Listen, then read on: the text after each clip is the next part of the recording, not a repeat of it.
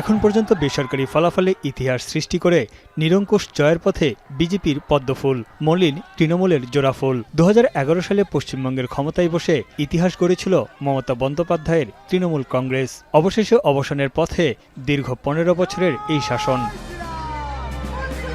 সবশেষ পাওয়া বেসরকারি হিসেবে দেখা যাচ্ছে 293টি আসনের মধ্যে 2/3 আসনের জয়ের আভাস মোদী সরকারের। 1947 সালে স্বাধীনতার পর প্রথমবারের মতো পশ্চিমবাংলার মসনদে বসতে যাচ্ছে গেরুয়া শিবির।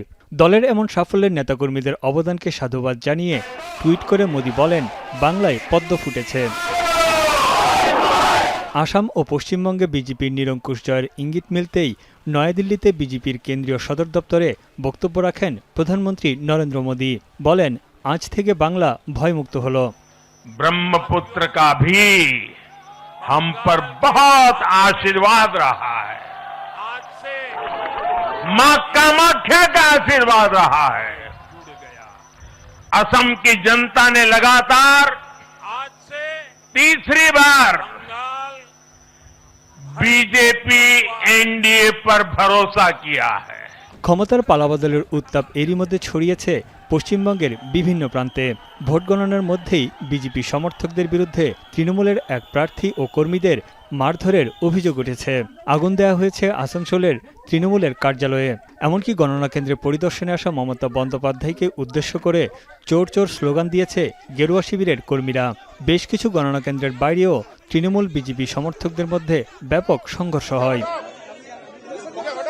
এদিকে হাইভোল্টেজ ভবানীপুরে হাড্ডাহাড্ডি লড়াই চলছে মমতা ও শুভেন্দুর মধ্যে। তবে নন্দীগ্রাম আসনে নিজের আধিপত্য ধরে রেখেছেন শুভেন্দু। এমন অবস্থায় ভবানীপুরের গণনা কেন্দ্র থেকে নিজ বাড়িতে ফিরে গেলেন মমতা। এরই মধ্যে নির্বাচন কমিশনের সক্রিয়তা নিয়ে প্রশ্ন তুলেছে তৃণমূল।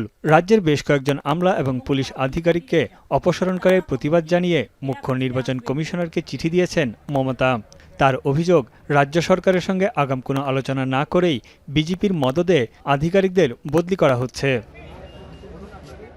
ফলতার আসন বাদ দিলে এবারের নির্বাচনে 293 আসনে লড়ছেন 2926 জন প্রার্থী।